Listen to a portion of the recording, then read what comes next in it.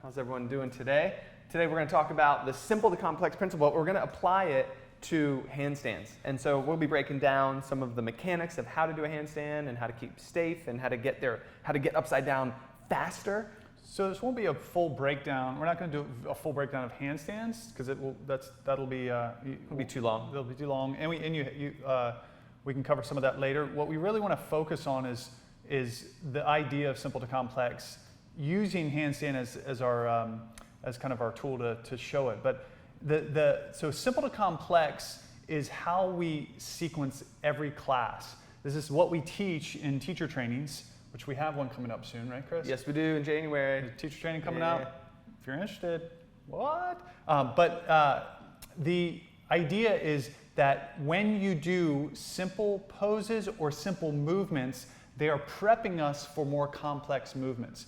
And so when you look at a class, when you practice with us, everything we do is on purpose. Every single pose we do has a purpose, is a reason for it, and a reason for where it is.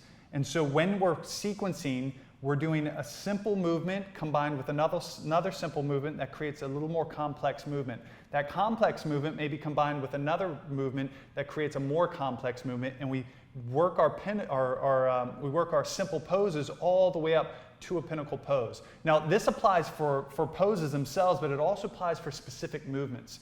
And this is where we're going to show you in relation to a handstand why those simple movements are so important. I think they're most easily looked at through vertical stabilization or mountain pose. Yeah, so another way to say that is the overarching idea behind our sequencing moves from simple to complex.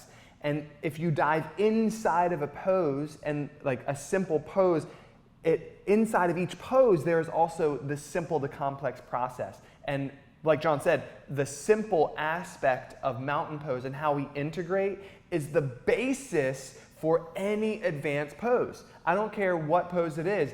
All these advanced poses, whatever they look like, go on Instagram and shit and just type in yoga and you'll see everyone like breaking their joints to look like a yogi.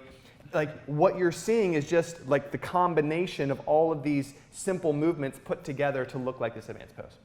So the first thing, basically we're going to two positions we want to talk about.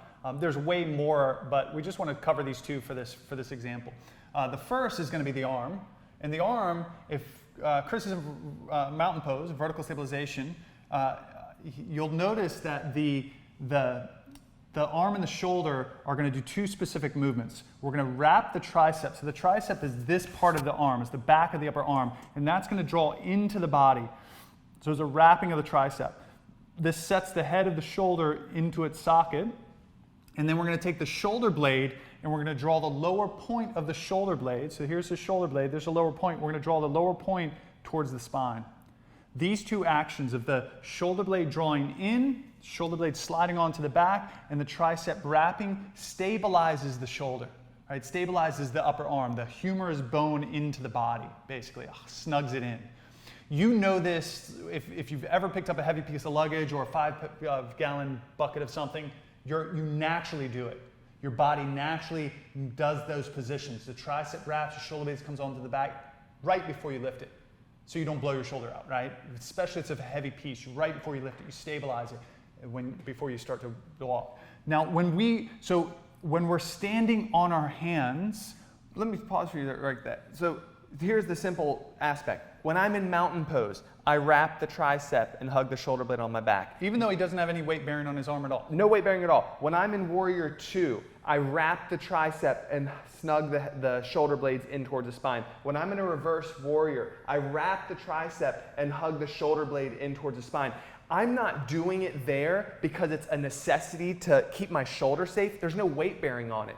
I'm doing it there because if I train my body in these simple experiences, what happens is you build muscle memory so that it's there for you in these complex experiences. This is back to simple to complex. Every movement that we do encourages the wrapping of the tricep and setting the shoulder blades onto the back because I want to train my body in these simple movements where it doesn't really matter so that it's there for me when it actually really matters for the safety of my shoulders. And the other thing we want to keep in mind is the difference between this joint and this joint, right? This joint carries a lot of weight. meaning the hip. But the hip, so both of these joints are ball and socket joints, meaning they have a socket and a ball, and they fit into each other. This one is a deep ball and socket, encased in massive groups of muscles, right? So it's a very stable joint. This, because of the mobility, is a very shallow ball and socket. He can move it all over the place. And it doesn't have as much muscle around it to keep it locked in place. So my point is, when we want to carry weight in this joint, we want to try to simulate the stability of this joint here, right? And the way we do that is we wrap the tricep, slide the shoulder blade onto the back. We want to make this joint as stable as we can when we start to bear weight on it. So we're on our hands in a down dog, or we're doing a handstand, or we're doing a half moon, or whatever the pose is. When you're bearing weight on it, you want this to be as stable as the hip would be. And the two ways of doing that, wrap the tricep, shoulder blade onto the back.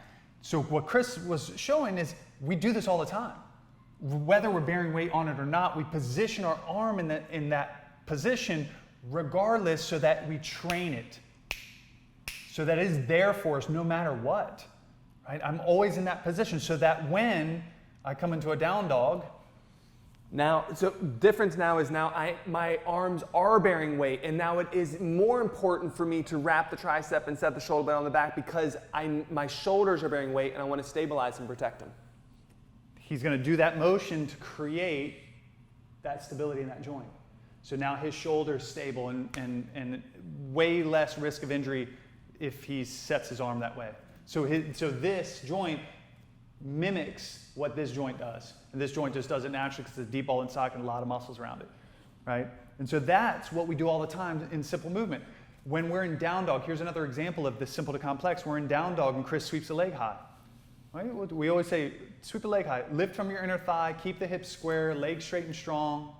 Right? Press out through your heel, squeeze the front of the thigh, get that leg straight. We do this, right? And then we shift the gaze forward, knee tight to the chest, right foot to right thumb. We step through into our lunge, right? Why do we sweep the leg high there? We do it because we're training the body to get that leg up into space and do it in a way that keeps our hips square and our legs straight and strong. Why? Because when Chris wants to do a more advanced position, which is like a handstand, we're going to combine those motions. There's a lot of other pieces to it. We're not going to talk about that right now, but we're going to combine this, getting that stable, and this motion of sweeping the leg high. Go ahead and take your right leg high. That motion. So this positioning is set. Real quick, this positioning is mountain pose. It's how we integrate the legs. It's activate the shin, activate the thigh.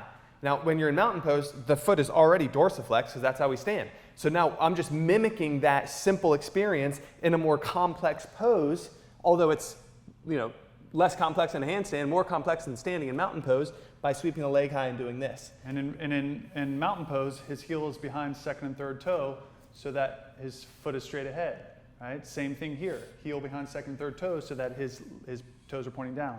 So now you see this. So if Chris were not to be as organized or as disciplined with sweeping that leg high, and he had to bend the knee, and then he stacks his hips, and his hips are all over the place, and he does this every time, he's not as organized when he sweeps it up, and he steps through into his lunge, and every single time he sweeps the leg up, his knees bent, his hips open. He's training himself.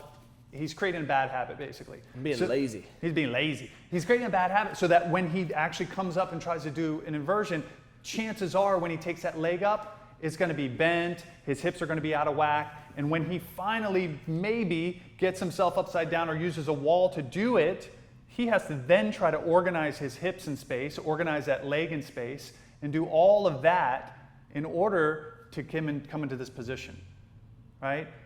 But if he holds strong if he's disciplined in this idea, this principle of simple to complex, in that every single time he lifts a leg up, hips square, legs straight and strong, pressing out to the heel, the ball mount of the foot, and then steps through his lunge. If he does that every single time and he's disciplined on keeping the hips square, legs straight and strong, along with wrapping the tricep and hugging the shoulder blade onto the back, then when he comes up into an inversion, when he wants to go upside down, it's already there, right? He's already set in alignment. His hips are square, his legs straight and strong. He's there already, Right? He doesn't have to try to figure it out upside down in space. He's worked so often to get his shoulder blade on the back, wrap the tricep, and keep this joint safe that when he comes up into a handstand, he doesn't have to figure it out upside down. He doesn't have to work those pieces. Well, he doesn't have to work. Shot that one. He doesn't have to work those pieces when he's upside down. He doesn't have to try to find alignment. His alignment is already established, and it's established through simple experiences. So that when he builds a complex experience like a handstand, it's like that. He's already on. His hips are aligned, his shoulders are aligned, his shoulders integrated and stable, his leg is straight and strong, and then all the other pieces, the ribs and the low belly, the core and the pelvis, all of that other stuff comes into play. And we do that all the time anyway, right? So that's all part of these simple experiences that we find in mountain pose most often. If we work those simple principles in the simple poses, when we build and go into more complex poses, they'll be way easier and we'll be aligned and our body will stay safe. And remember, all those advanced poses are fun, but don't lose sight of the real purpose of the practice, right? To keep our bodies youthful, to keep our minds clear, and to live our best life, right? So let's not get caught. This is a vehicle to achieve that end. Don't get lost in the vehicle thinking that that's going to be fulfilling on the grander scale. This is designed as a daily practice to keep our bodies fluid, core strength, mobility happening so that we can still live these abundant, beautiful lives. Cool. Thanks so much for watching, guys. Peace. We'll see you soon.